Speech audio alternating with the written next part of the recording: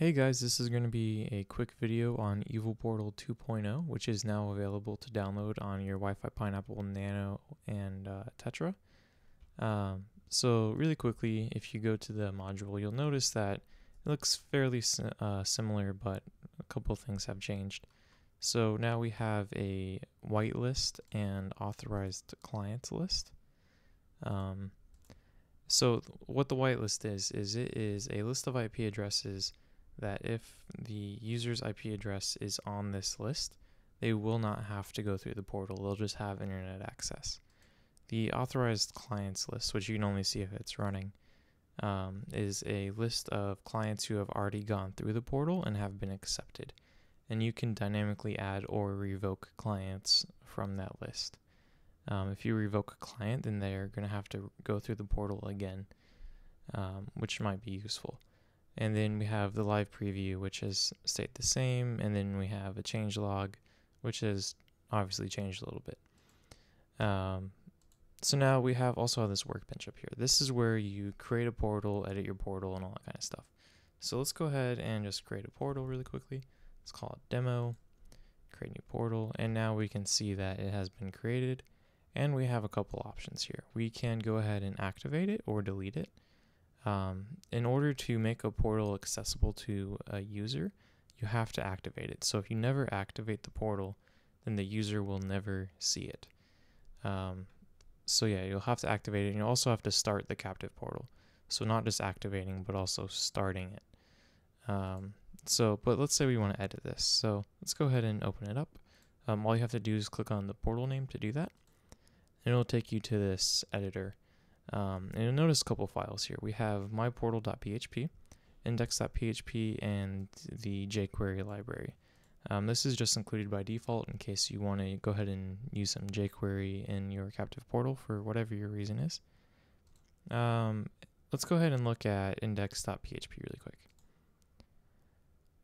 So this file is the actual page that the user will land on whenever they're directed to your captive portal. And there's a couple of things that you need to have. First thing is you need to have this destination variable up at the top. This variable represents where the user is trying to go, so the URL that they're trying to get to. And the other thing that you're going to need is you're going to need to have this form in the body, and you're going to need to post to /captiveportal/index.php. And then on submit, you need to call the redirect function. So you're also going to have this up here. So basically this is going to be your skeleton that you can then build on top of. So basically what happens is the user is provided with a button that says authorize, and when they click it, this form gets submitted, and then they will be submitted to this page here, which is where the myportal.php page comes into play. So let's go ahead and open it up. And we have a couple methods in here. First of all, we have a class called myportal, which extends portal. You really don't need to know anything about that. A lot of the magic is taken care of for you in the background. Basically, the only time that you're ever going to need to modify this file is if you want to post something else. So say you also want to post you also want to post login credentials or something. You would then catch those login credentials in the myportal.php file and then write them to a file.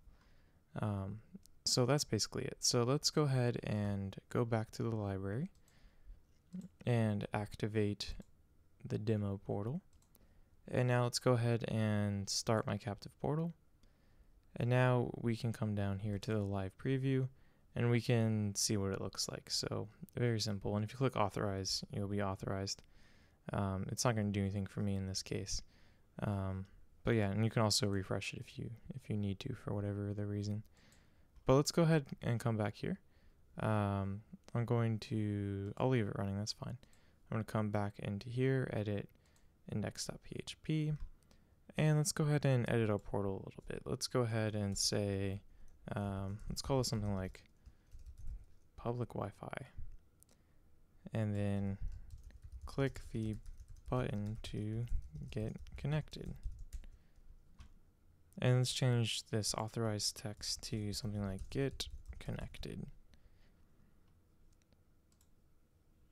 And then go ahead and save it. And now if we come back to the live preview, we can see that our portal has been updated. So if you know HTML, that's really all that you need to do to start creating a portal. And then you can do more advanced stuff with PHP.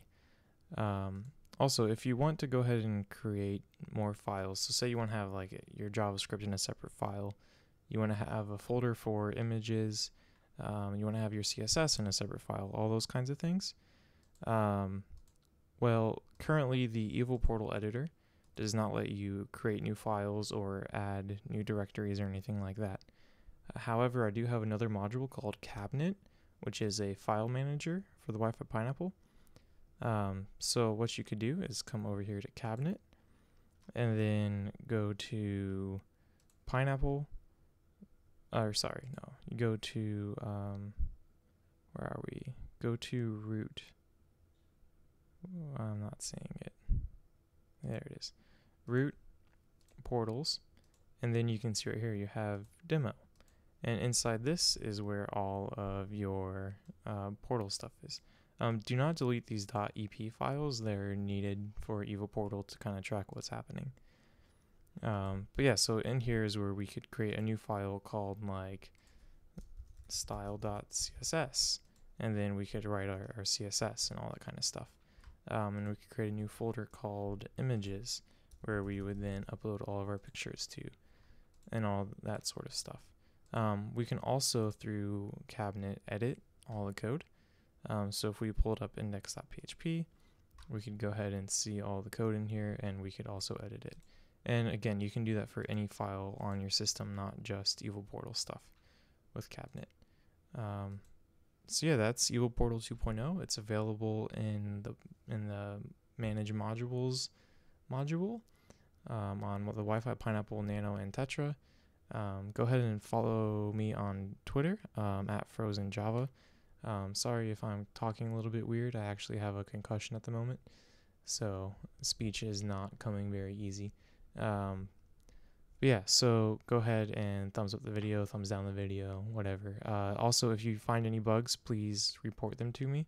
The code for Evil Portal is also available on GitHub. I'll have a link to the repo in the description. So thank you for watching.